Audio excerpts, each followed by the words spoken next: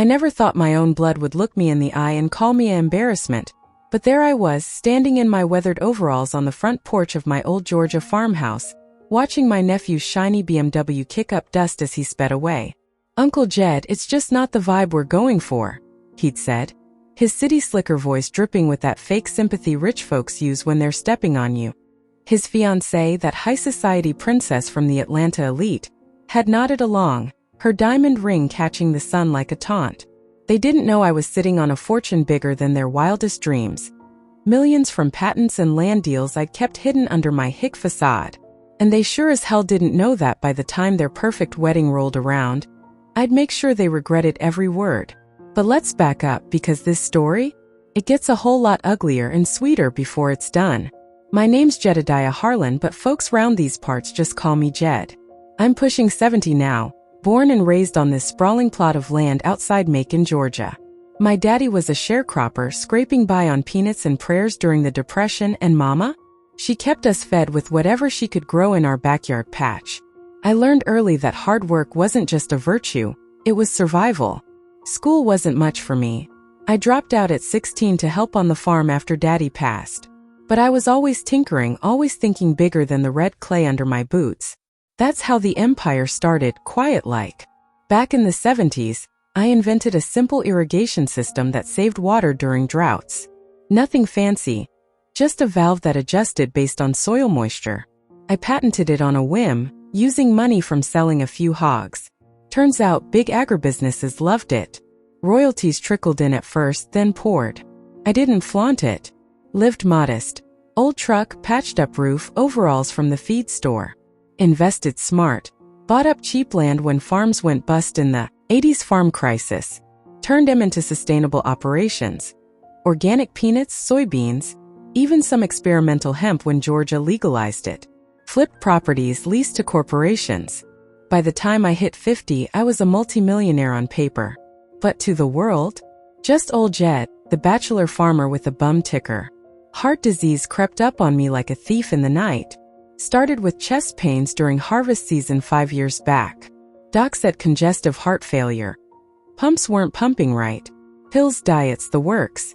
I slimmed down some, but the fatigue? It dogged me like a shadow. Coughed at night, short of breath climbing stairs. Still, I managed the farm with hired hands, kept my secrets buried deeper than the roots of my pecan trees. My nephew Travis Harlan was the closest thing I had to family. His daddy, my brother, was a drunk who skipped town when Travis was knee-high. I stepped in, helped my sister-in-law raise him, paid for his little league, his braces, even his fancy college up in Atlanta. Travis was sharp, ambitious. Landed a job in real estate, flipping condos for the tech boom crowd. Met his girl, Isabella Montgomery, at some gala. Her daddy owned half the skyscrapers downtown, old money, the kind that looks down on folks like me. I was thrilled when Travis called about the engagement.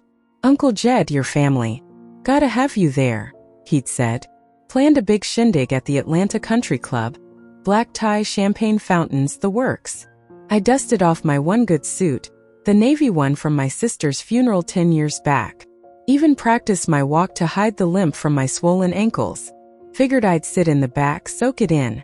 After all, Travis was like a son to me. My will left everything to him, the farms, the patents, the bank accounts. Over $8 million last I checked. A legacy for the boy I'd helped raise. Then came the visit that changed. It was a sweltering Saturday in June, humidity thick as molasses. I was out in the barn, tinkering with a new drone sprayer prototype, when I heard the crunch of gravel. Travis's BMW pulled up, gleaming like it had never seen a dirt road. He stepped out in khakis and a polo shirt, Isabella trailing in a sundress that probably cost more than my monthly feed bill. She wrinkled her nose at the smell of hay and manure. "Uncle Jed," Travis called, forcing a grin. "Hot one today, huh?" I wiped my hands on a rag, smiling back. "Sure is. Come on in, I got sweet tea brewing." We settled on the porch swing.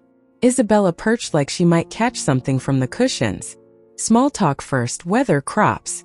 Then Travis cleared his throat. "Look, Uncle, about the wedding. Isabella and we've been thinking. It's gonna be real upscale, you know? String quartet, celebrity chef catering. The Montgomery crowd and all." I nodded, sipping my tea. "Sounds fine. I'll keep quiet, won't embarrass ya. Isabella cut in, her voice like polished glass. It's not that, Mr. Harlan. It's just the aesthetic. The club has standards. And with your, condition. Travis jumped in. Your heart thing, uncle. The coughing, the way you get winded. And well, the overalls. Folks might think, I don't know, it's not the image we want. I set my glass down, heart pounding. Not from the disease, but from the sting. Image? Travis, I'm your uncle. Raised you when your pa bailed. He shifted, uncomfortable. We know and we appreciate it. But Isabella's family, they're particular. Suggest you FaceTime from the barn or something. We'll set up a big screen, make it feel like you're there. From the barn. I echoed, voice low. Like I'm some animal you don't want loose? Isabella smiled thinly. It's practical. And honestly, your accent, it's so rural. The guests are from New York, LA. They might not understand. That's when it hit me, I was trash to them. A relic. An eyesore in their polished world. I thought of the nights I'd driven to Atlanta for his games, the checks I'd written for his tuition. All for this. We've discussed your care too, Travis added. After the wedding, maybe a facility. Assisted living. Clean professional. You can't keep farming forever. A nursing home. They were shipping me off like expired goods. I didn't yell. Didn't curse. Just stared at the horizon, where my field stretched golden under the sun. Get off my porch, I said quietly. They left without another word, dust clouding behind them. I sat there till dusk, rage simmering into resolve. They saw a broke-down Hick. Fine. I'd show him the empire they just torched. That night, under the glow of my desk lamp, I pulled out the safe from under the floorboards. Deeds, patents, statements, 8.2 million, give or take. My will naming Travis sole heir. I tore it up, pieces fluttering like confetti. Called my lawyer, old buddy Hank from high school. Hank, need a new will. Pronto. He came over next morning, thermos of coffee in hand. Jed, you sure? Travis is blood.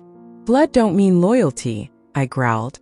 We drafted it, everything to the Rural Education Fund for Underprivileged Kids. A charity I'd supported quietly, scholarships for farm kids like I once was. Tech training, college funds. They'd build schools, buy equipment. My life's work. Seeding futures instead of wasting on ingrates. Add a letter, I said. For Travis. Hank nodded, pen poised. Travis, I dictated, voice steady. I built this from dirt and dreams, all for you. But you tossed me aside like yesterday's slop. So now nothing. Not a dime. Hope your vibe was worth it. Uncle Jed. We sealed it. Hank would handle the delivery at the wedding. Suspense built in the weeks leading up. Invites arrived, but mine? Regrets only. I ignored it. Health-wise, doc pushed for bypass surgery. Risky but could add years, he said. I scheduled it post-wedding, figuring if I croaked, at least the will was set. But hope flickered, maybe I'd beat this. Wedding day dawned crisp. October sun painting Atlanta gold. I dressed sharp. Pressed suit, boots shined, hat to hide my thinning hair. Drove my old Ford to the country club, heart thumping. Parked far, slipped in with the caterers. Found Hank in the lot. You ready? He asked, envelope in hand. Like a fox in the hen house. The venue was a dream. Manicured lawns, white tents, flowers everywhere. Guests in tuxes and gowns laughing over cocktails. I lingered in shadows, watching Travis at the altar, handsome, smug. Isabella glided down the aisle, veil like a cloud. Vows exchanged, love forever, blah blah. No one noticed the old man in back. Reception kicked off, dancing, toasts. Hank mingled, slipping the envelope into wedding favors at the head table. From a well-wisher, he murmured. I watched from afar as Travis opened gifts. His hand froze on the envelope. Face paled as he read. Isabella snatched it, eyes widening. What the hell? 8 million? To some charity. Travis stammered. He was rich? Patents? Land. Guests hushed. Phones out, recording. Isabella shrieked. You idiot. You called him a hick? We could have had it all. Travis crumpled. I didn't know. You never asked, she spat, storming off. Chaos erupted, arguments, whispers. Video went viral by nightfall. Groom disinherited at own wedding. I slipped away, adrenaline surging. 2 weeks later, the bypass. Woke up feeling alive. Doc grinned. Textbook. You're gonna outlive us all. Sold the farm, kept a chunk for sentiment, moved to Colorado. Bought acreage in the Rockies, expanded into sustainable AG. Vertical farms, solar-powered. Thriving empire, now public. Volunteer with kids programs teaching tinkering. Travis? Lost his job, clients bailed after the scandal. Isabella annulled, citing fraudulent expectations. He's flipping burgers in Macon, buried in hidden debts from their lavish life. Me? Sipping coffee on my porch, mountains rising like guardians. Peace, purpose, true wealth. Travis showed his colors, I reclaimed mine. To anyone discarded, your empire awaits. Build it, guard it, gift it wisely.